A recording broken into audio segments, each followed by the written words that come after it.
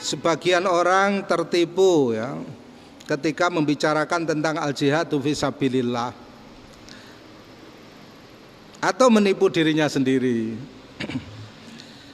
Mereka selalu mengatakan bahwa al-Islam bisa ditegakkan tidak dengan al-jihadu fisabilillah tapi dengan dakwah ya saja. Mereka membuktikan dengan sejarah katanya, yaitu tegaknya pemerintahan Islam, katakanlah seperti itu mudahnya, yang ditegakkan oleh Nabi Muhammad SAW di Madinah ya. Kata mereka seperti itu tidak dengan al-jihadu fisabilillah. Mereka lupa bahwa hari ini kita tidak memulai dari nol ya. Hari ini kaum muslimin di dalam melaksanakan al-jihadu fisabilillah dan menetapkan al-jihadu fisabilillah sebagai fardu ain itu untuk memulihkan kembali haknya ya.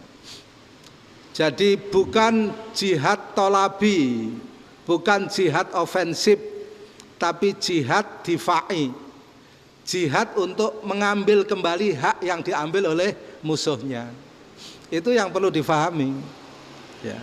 Kita tidak, kaum muslimin hari ini tidak memulai dari nol, dari tidak ada menjadi ada ya. Tetapi dari yang ada diambil, kemudian mau mengambil kembali apa yang menjadi haknya itu. Ini yang dilupakan oleh banyak pembahas ya kan.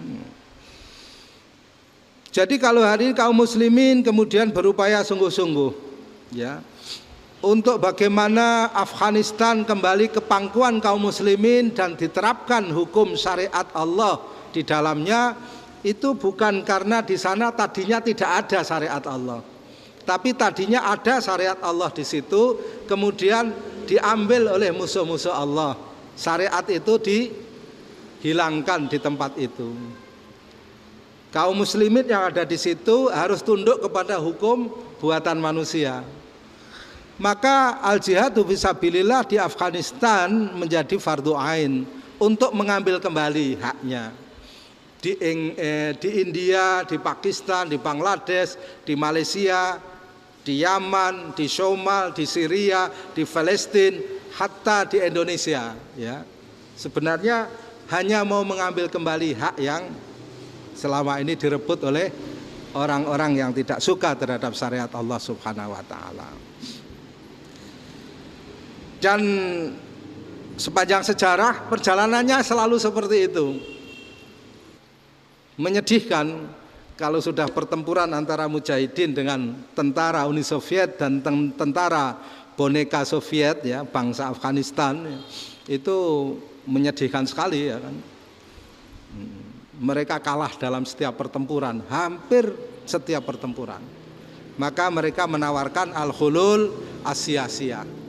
Dan itu menarik ya, atau menggiurkan gitu, menggiurkan.